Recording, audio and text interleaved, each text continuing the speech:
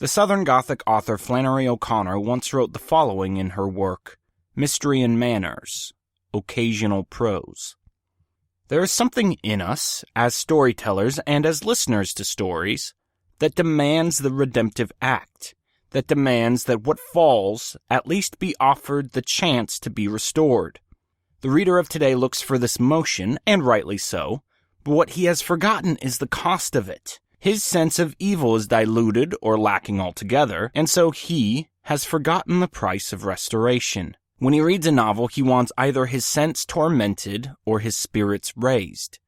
He wants to be transported instantly, either to mock damnation or a mock innocence.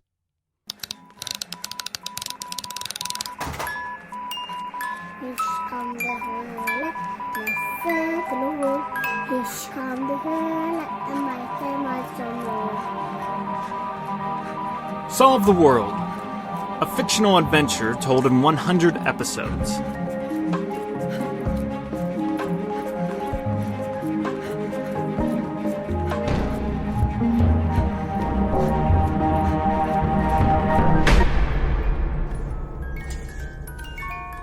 Episode 99.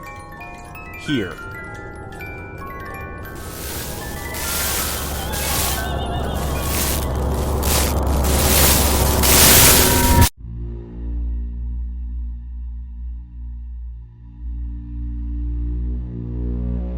The Painted Forest.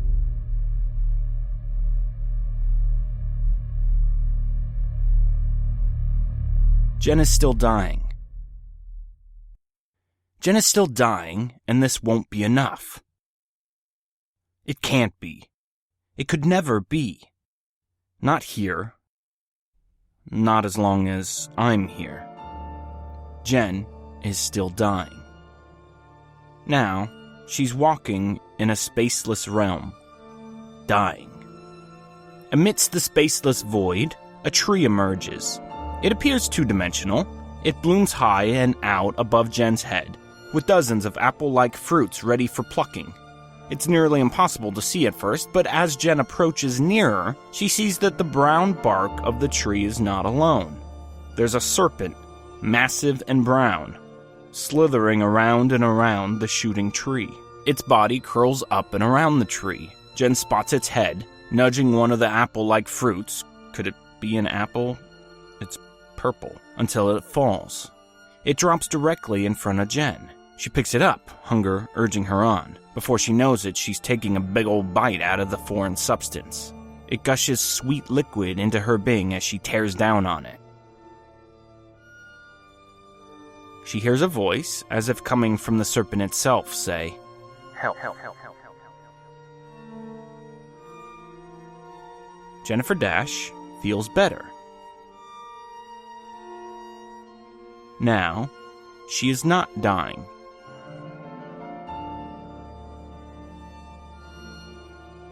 She walks on.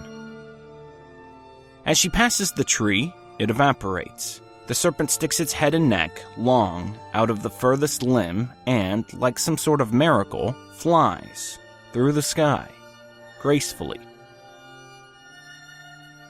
He soars slowly above Jen's head and finds himself a new home in a cluster of branches that's just starting to appear ahead. A new tree, with new fruit. Jen walks up and grabs the orange pear-shaped fruit from this new tree. As she bites down, her missing hand sprouts out painlessly. She hears an echoed voice. "Wholeness." Her hand is back. Jennifer Dash is whole again. The serpent slithers on and soon is hovering in the air anew. A tiny thing, like a seed hatching on a time-lapse video, sprouts and grows 2 feet tall. The flying serpent hovers in a circle, mouth to tail, above the small tree. On its branches, little pink grape-looking things. Jen comes to it and pops a pink thing in her mouth. It's chewy and moist, like gusher-filled gum. Voice. Echoes something from above. The serpent stops spinning and makes haste, surfing the sky, heading towards the distance. It lands on nothing, sheer nothing, someplace far off. There, it grows. Like a worm, the worm that Poe wrote about, the one that eats the souls of men, but as it grows, its arms break out. It's not a worm, it's Leviathan, a dragon, with 10 horns on its head. It's ghastly, it's foul, it's immense.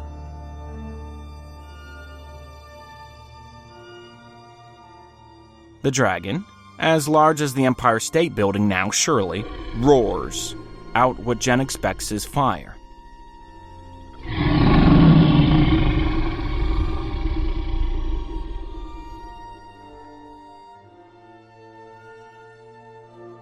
She's a long way off from the thing, so there's no urgent fear here. Not yet. Without realizing it, she's sauntering over nothing, still closer to the monstrosity in the non-line on the non-horizon. It's not fire that blasts out from the beast's belly through his mouth. No. Rather, everywhere the dragon roars, trees, of all shapes and sizes, all creeds and forms, arise and blossom. They form a grove, a forest, a pathway. Jen sees it now. She's walking on a path separated by lines of trees. Trees unlike anything she's seen. Green bark trees with white fruit, yellow leaves extending out from bright red wood. The forest reaches her. To her left and to her right, many fruits, the colors of the nations. Here, a voice from the distant dragon enters Jen's ears. As she passes each tree, she hears what the fruit does. Energy. Curiosity. Awe. Courage. Spontaneity. Strength. Conviction. Certainty. Doubt. Knowledge. Humility. Beauty. Fear. Farsightedness. Prophethood. Faithfulness. Pride. Anxiety, trouble, eczema, palsy, headaches, frustration, disturbed severity, melancholy,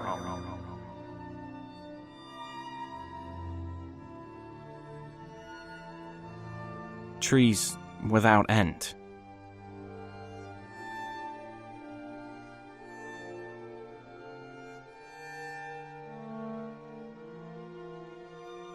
Jen is so distracted by the forest of ideals that she misses the serpent/dragon's next transformation. You see, he's me. I am he.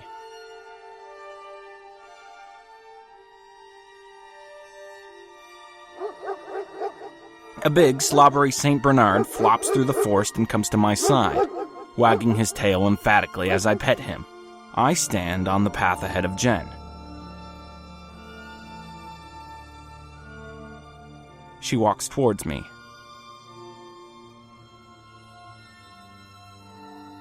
She's here, and we begin.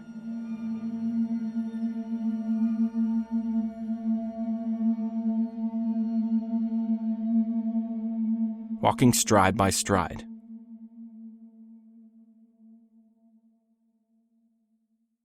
"Hello," she says.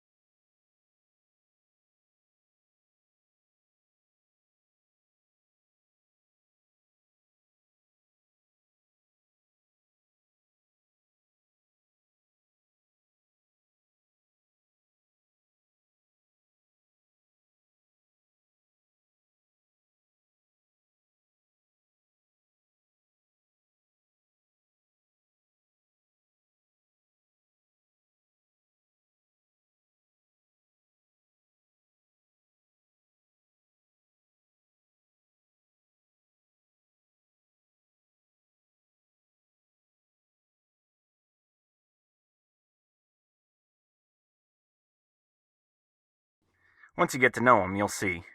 No other name really fits him. No other name, Jen echoes, pondering something. How do you like your hand? I like it fine. You do remember, the last time we met, you got a new hand too. You're the... Wait, who are you? I'm the walker. No, but, what's your name? Here, in this place, I have many descriptions. But maybe not really a name. Where are we? We're in the painted forest. Is it on Earth? You climbed here. You did that. So no, we're not on Earth. But beyond Earth is just space. Yeah, true. And space is just that. Space. Room to be filled. Room? Ah, you're beginning to remember now. I've been in a lot of rooms. You have. True fact.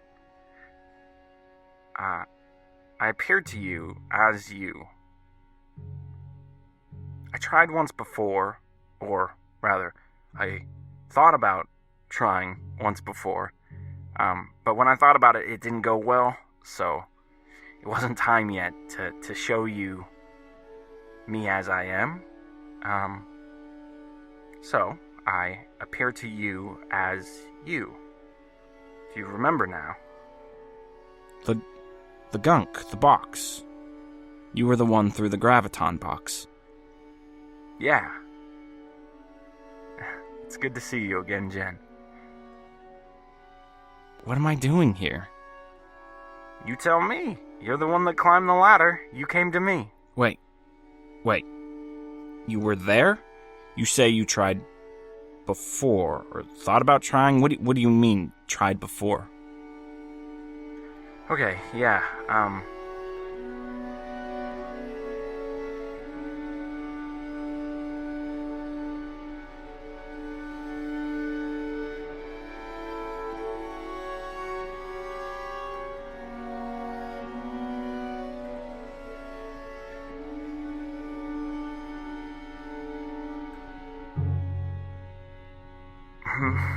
not sure we're ready to tackle that subject yet. You brought it up.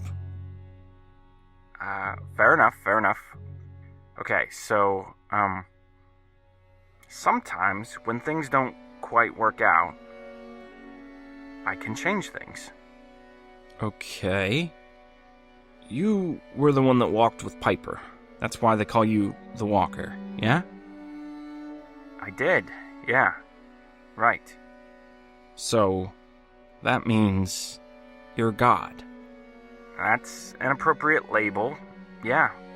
Label? God isn't really a name, it's like an idea. What you think of when you think of God is close enough to what I am that, in this case I'll gladly accept the badge. Badge? Kate? Why are you being so obtuse? I'm not trying to be. Your answers are all, non-answers. Okay, let's try again. Ask me anything. Go ahead. Jen Dash. What do you want to know? You're God. Yes. And the way to get to you is through gravity machines or ladders that lead into the sky. That's a rough one to answer simply. Okay, I'll do my best. The world runs based on scientific rules, right? Sure. Good. So, it's safe to say that the world runs on a particular system, correct? How do you mean? Okay, take the rules of thermodynamics. Those rules, along with denizens of others, create the internal system that constitutes life on Earth, in the universe that Jennifer Dash lives on. You're saying rules equal systems. Precisely. Okay. So? I created a system. And the system says that gravity machines reach you. So, gravity's kind of special. It's It's made up of these tiny little particles that, unlike almost every other piece of matter or energy, pull themselves through dimensions. They're kind of like time travelers or something. Your graviton collider pooled together enough gravitons to pull you with them through dimensions. So, you live in a specific dimension? Not exactly. I live in all dimensions. But it's only when you're in all dimensions that you can see, me. Marshall Winston met me there too, by the way. He saw you? No. Similarly to what I did with you, I hid myself. Why?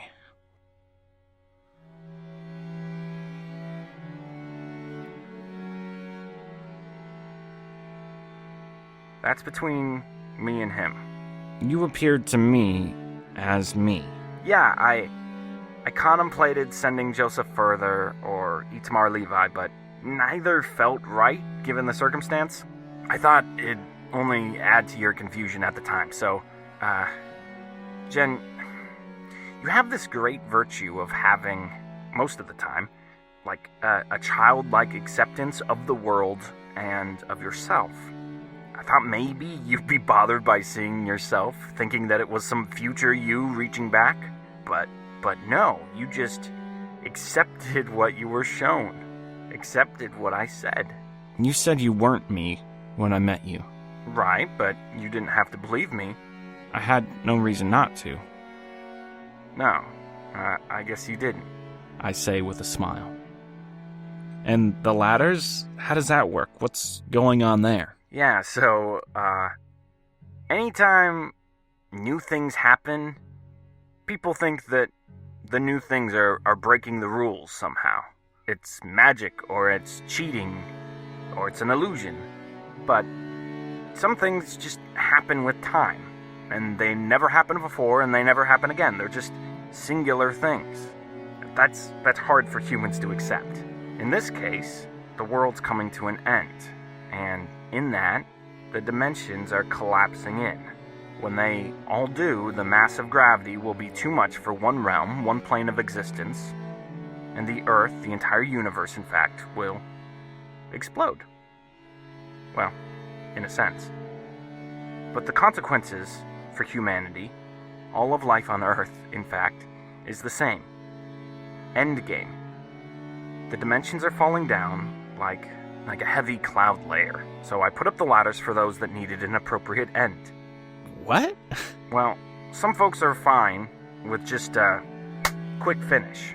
Others need desperately for everything to come to a point. Come to a final event horizon. A moment of awe. Did the Piper climb? Again, that's between him and me. I want to know. Okay, I'm willing to answer any of your questions, Jen, happy to, but only things that pertain to you, not the stories of others. Why? Think of it like a book or movie. Your life has certain themes, narratives, conclusions. The person next to you is also the star in their own story, so yours may be a comedy, theirs a tragedy. Either way, it's not your business to know anyone else's story. You don't get to read their book. At least, not yet. Why not? Because yours isn't over. So, this isn't death? Death is coming. Wait, but if you're God, then you can stop it. You can stop death. You can stop the dimensions or whatever from collapsing. You can stop Leviathan. Jen, I am Leviathan.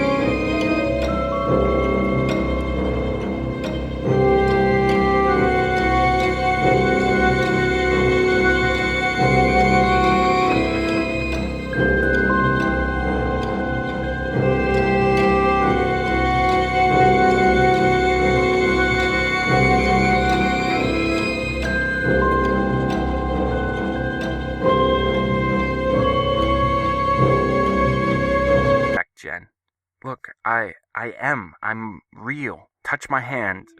Pet my dog. You're the Pied Piper's maker. Yes. That means you made Adam. Yes. Adam, as in the first man alive. Yes. Then you let all this happen? Oh, what? This, everything. Tell me what you mean. And don't leave it unsaid. I'm putting this together. You can't be good. I can't be? No. Why do you say that? I don't like this. I don't want you to be my father. My creator. Okay, why not? I want something better. Someone better. Why? Because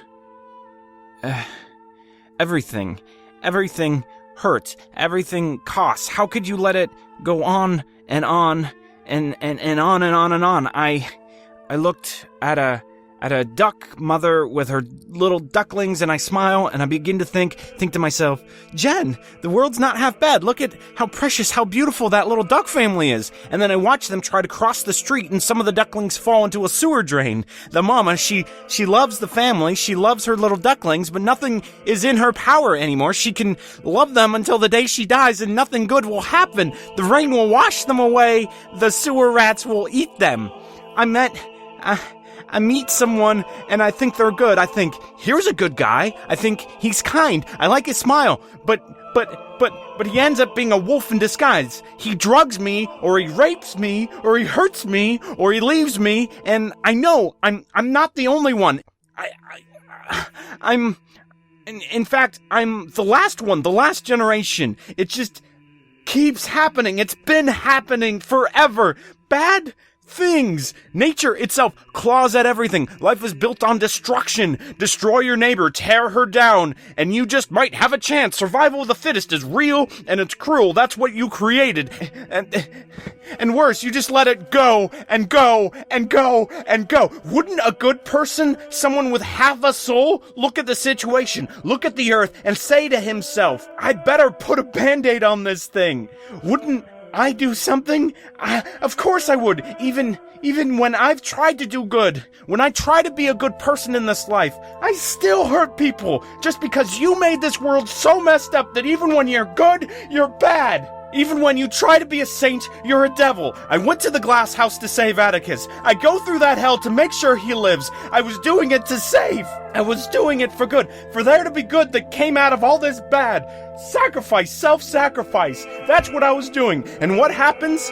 Some poor girl dies in my place. She's dead because she happened to look like me. She happened to be my height. No good God could make all this and just let it sit in hell for all this time.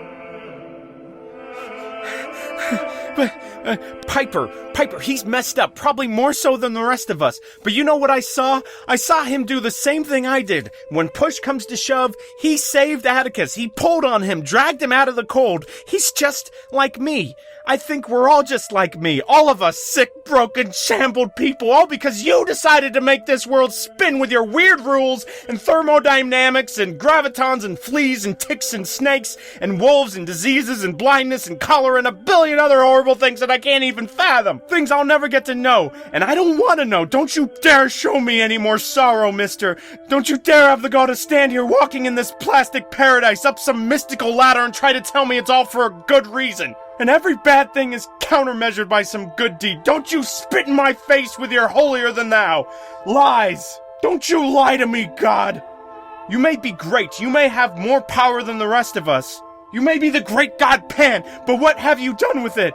If I had what you had, if I was what you are, if Piper had what you had, he'd undo the Shining Man as soon as he saw what the Shining Man was up to.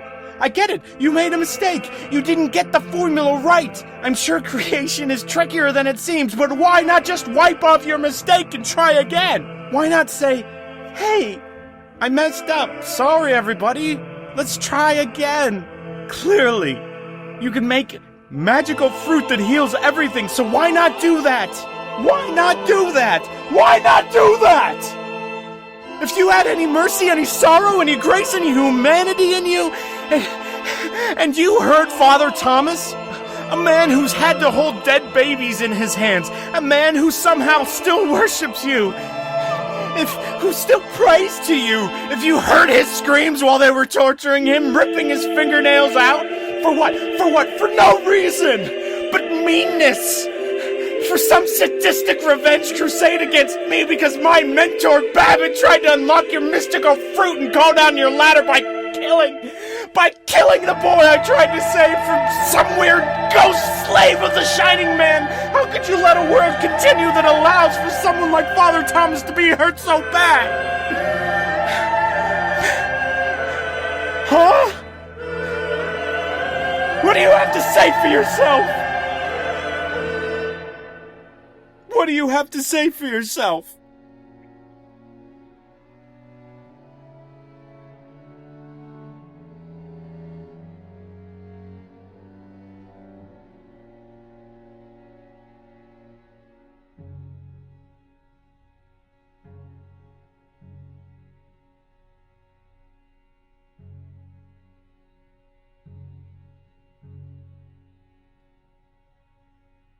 I feel every blow of the rod. I was there when he was tortured. I was there every time you were hurt. Then you're a monster. Here, I can't take it all away. Can't or won't? But the thing that was worst for you, not for Thomas or anyone else, but the worst thing for you. Think on that. Just for one moment. Okay, can you do that? Think on that. I know it's hard. Just try. Think on that thing. Just this last moment, I promise. And I'll take it away. Take it away? How? It's already happened. Think on it, and I'll send help.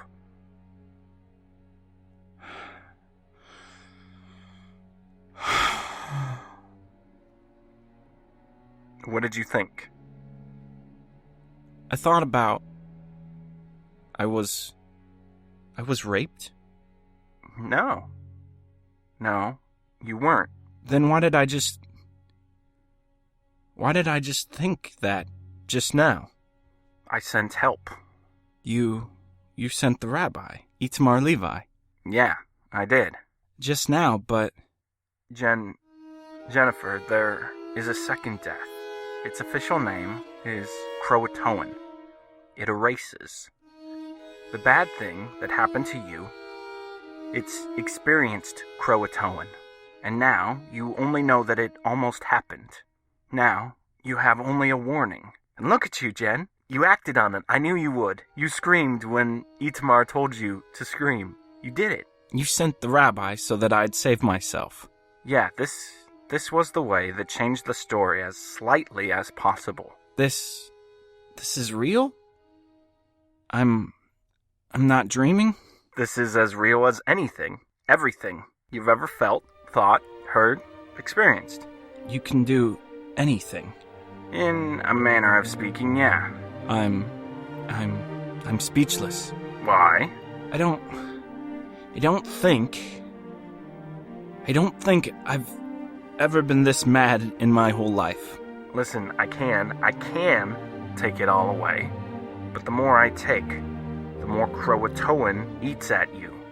You created this first death. Why can't you undo the second? It's all some weird game to you. I've come to the end only to find you? I hope for something great, something more than this, more than you. Well, I'm all you've got right now. Please, there must be something more. This can't be it. Jendash, you're not the only one that plays with the hand they've been dealt. You're telling me that you're the victim here? That the guy who made all the stuff? The guy who sat and watched the Holocaust come and go? Who sat and watched little children die of famine? You watched as the lonely plague got Joseph further? You watched as this loving man, the man who already endured the death of his wife, this nice man who had to put the pieces of his life together after losing half of himself? But but still had two small reminders constantly needing his daily, momentary assistance? This man who loved his son, this father who loved his little chatterbox daughter, you sat and watched as he came home all eaten up inside with plague? You watched as it killed Atticus. He was never the same after that.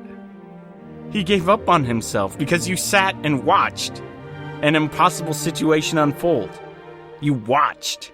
You made all this, and then you sit back and watch torturous moment after moment go by. How can you be the victim when it's Father Thomas whose fingers are missing and Captain Alf's sanity that's gone cuckoo for Cocoa Puffs? How can you watch?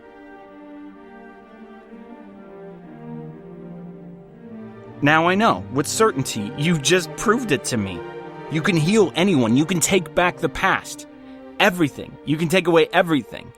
You took my bad thing away, but you don't take all the others?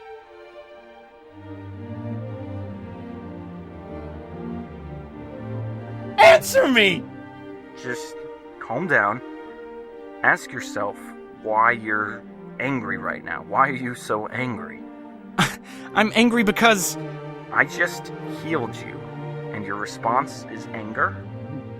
I just explained. Why shouldn't I be angry? Who are you angry for? I'm angry for Atticus, for Piper, for Lorna von Schloss, for Father Thomas, for all the ones you do nothing for. Are you now? What's that supposed to mean? You're mad. I admit that. But you're not mad for anyone but yourself. What are you trying to do? Are you trying to trick me?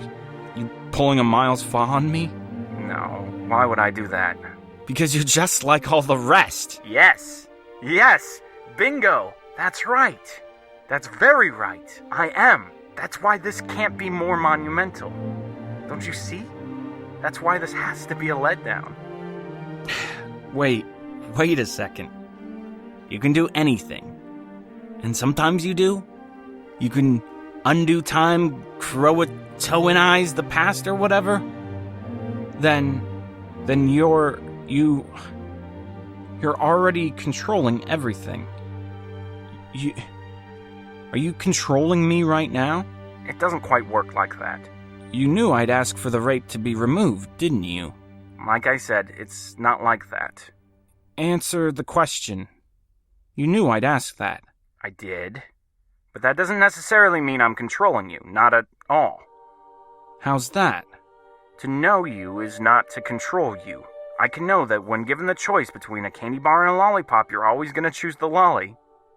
But that doesn't mean I'm controlling your decision at all. You're playing games with me, just like Miles would, or the Piper, or the Numbered Man. They are like me, aren't they? Stop! Why are you saying those words? What are you doing? And what is it that I'm doing? Trying to lead me somewhere. Where? You knew I'd think about the rape because you never meant for that to happen. It didn't happen. I know that, but I asked for it to, not happen. Could I have thought something else? Did that happen so that you could prove yourself here? No. But you knew I'd ask for that one. Knew that was okay to undo, for whatever reason. 'Cause it slightly changed things, or didn't, or... What if I'd thought of something else? Anything else? Would you have undone it? Again, it doesn't work like that. Your thoughts are connected to my thoughts. Your thoughts are my thoughts. You control me. No. Well... Yes, but no. Not like...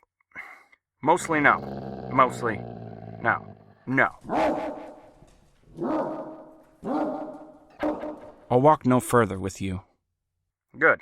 It's fair time for that. For what? We've already been doing it anyway, so let's make it official. Put me on trial.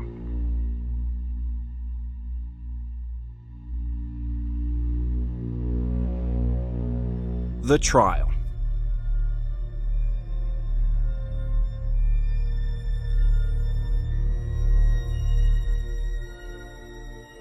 Suddenly, the walker was no longer a man, but Ziz, a giant bird, unspooling its feathers against the great expanse.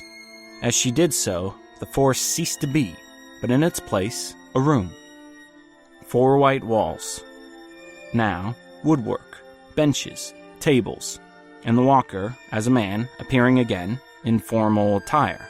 He sits on his stool as judge. Jen finds herself the plaintiff on the left. The Ziz, not quite as strong and massive as before, stands like Big Bird in front of his deep brown wood table on the other side of the aisle. All right. Jennifer Dash, you bring the case against the defendant. Make your case. What say you? Ahem. Okay. This is weird. I bring the case, Your Honor, against this unnamed god. He made the world. He made me, much like a 4-year-old child would. He didn't look at the consequences of his actions. He didn't count the cost of creation. Instead, he just, poof, brought us all into being. He didn't ask our opinion. He didn't make inquiries. And then, Your Honor, to heap coals on his head, he sits back and mostly watches this world unfurl into madness. Take me, for instance, Your Honor. The defendant will likely claim that I'm a case where he did intervene. He may also offer the happy little ditty that I can't speak to the rest of creation because that's his business, not mine. For the sake of the court, and for brevity, let's say I give him that point. He's master and creator, he knows everyone else, fine. But he let me alone in the dark for the beginning of my life. So many years in darkness. He acts kind and merciful now, taking away this one thing from my past. But he's not going to give me a new beginning, is he? He's not going to undo my dark days. Is that all you have to say right now? Yes, Your Honor. I rest my case. So be it. I have in my possession a written response from the defendant. He says, I've been hunted, I've been killed. I did know the consequences. I did count the cost. I've been hunted, I've been killed. Objection, Your Honor! Yes? How can the defendant say he's been killed if he's here? You've seen Leviathan, Miss Dash. You see Ziz now. The court asks you, where is Behemoth? Where is Behemoth? What? Who am I to answer that question? Yes, indeed. Who are you? The court will inform you now. Leviathan was hunted and killed by St. George of Cappadocia, remembered fondly by many as George the Dragon Slayer. Oh, and how is that pertinent, Your Honor? It is. Oh. Well, what about control? Your Honor, the defendant said that my thoughts are his thoughts. Is it wrong to suppose that the same goes for the rest of creation? It is not. Good. Very well. Then I ask the court, how could George do anything else? He had to hunt Behemoth. He had to kill Behemoth. He could do none other. This was his destiny. He was predestined. Objection! Sustained. Why? Miss Dash, the objection was sustained. Why, Your Honor? If you are claiming that creation is entirely, utterly dependent upon the walker, then your own indignation has been predestined, and therefore your words and your whole prosecution would be mute. You would be forced to be mad. Your testimony would be based only on a destiny put in place by the defendant.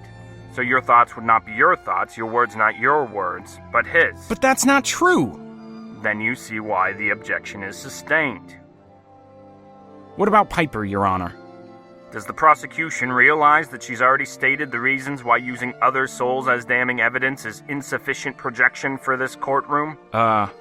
Yes, Your Honor, but I wonder, could we use the Pied Piper as a surrogate? A sorta creature to represent all of creation? No. That's not how life works. We like to talk in analogies, allegories, tell stories, sing songs where one particular experience is supposed to represent the whole. I get it. You think, Adam's the first man. He's seen all creeds, all nationalities. He's been around the block. He's the perfect representation of mankind. No, he's not. His life starts differently than everyone else's, and by me, it's gonna end differently than everyone else's. You don't get to take whoever you want and say, this person stands for all of us. No, stand up for yourself. No one can do that but you. There's no one you can blame. There's no one you can point to. For all effective purposes here in this courtroom, and for the rest of your existence, you are alone. Let the jury understand. There are no surrogates. Your life speaks for itself. Hell, there's 7 billion people on Earth. I know them all. All their little eccentricities. Their weird catchphrases they like to say, whether they like Pepsi or Coke, or they've never even heard of those things. Piper would be a piss-poor surrogate for them. You know everyone? How can you keep it straight? Yeah, I know everyone. I created them, didn't I? How could I not know them? Well, okay, if they've Croatoan, then, I don't know them anymore. Forgotten them, or whatever. Wait. You said there's a jury. Where are they? Who are they? Are we ready to change venues again? To what? To the classroom. You have something to teach me? Are you ready to learn now, Jen? Put aside your anger, put aside your hurt, and learn? Listen, you have one final decision to make, and it's a big one. But I want you to have all the facts before you make it. What decision?